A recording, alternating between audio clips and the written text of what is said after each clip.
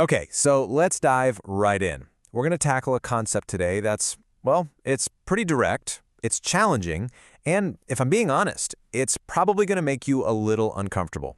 We're talking about a principle of radical accountability. It's called the mirror test. So let's start with a really simple question. And I want you to actually, take a second and think about this. That one big goal you set for yourself, maybe it was a promotion or hitting a certain fitness target or that passion project you were all fired up about. Why?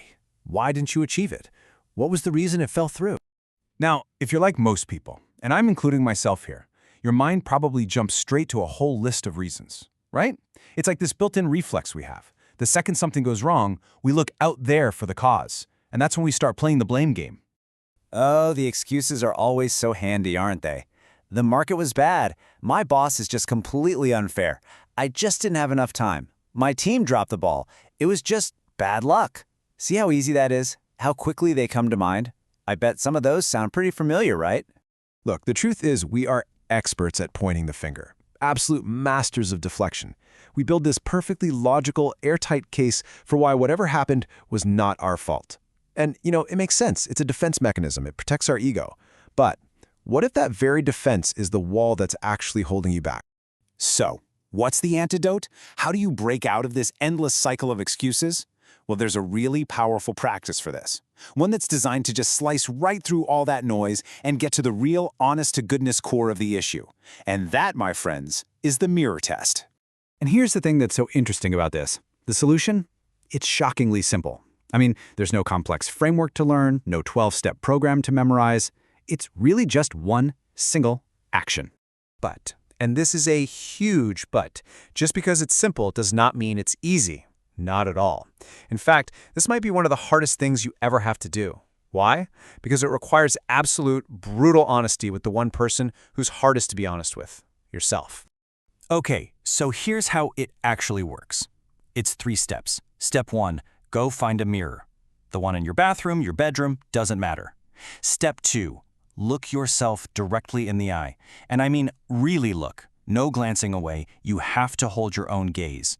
And then, Step 3, you have to say the words out loud. This part is crucial. And the words are these. It's all your fault. That missed deadline? Your fault. That project that failed? Your fault. That big goal you didn't reach? It's all your fault. You have to say it and you have to mean it. Just let that sink in for a second. It's all your fault. Now, I know, that sounds incredibly harsh. It sounds like the goal is just to beat yourself up, to feel awful. But that is absolutely not the point. This isn't about shame. It's about a complete and total shift in your perspective. It's about adopting what you could call a you versus you mentality. The only competition is the person you were yesterday. And this gets to the very core of something called radical ownership. What is that? It's the mindset that you are responsible for your outcomes. Not, partially responsible or even mostly responsible. No, you are solely responsible. Why? Because every single outcome in your life is a direct result of your decisions, the energy you put in, and your follow-through, or, your lack of. So let's circle back to the most important point here, because it's easy to miss. The mirror test is not an exercise in shame. It's an exercise in taking back control. Think about it. As long as the reason for your failure is something out there, the market, your boss, whatever, you're completely powerless. You're a victim of circumstance. But the second you look in that mirror and say, this is my fault, boom, you just took all the control back. You reclaim your power. And this is where that really difficult, uncomfortable truth transforms into an incredibly powerful tool. See, accepting fault isn't about admitting defeat. Not at all. It's about grabbing the power to create a totally different outcome next time. It is a game-changing mental shift. Just think for a second about the huge difference between these two mindsets. On one side, you have the victim mentality. This person believes life happens to them. Things just happen. They're passive. They're just reacting. But on the other side, you have the owner mentality. An owner believes life happens because of them. Their actions, their choices, their focus, they are the cause, not just the effect. And this right here, this is probably the single most empowering idea in this whole thing.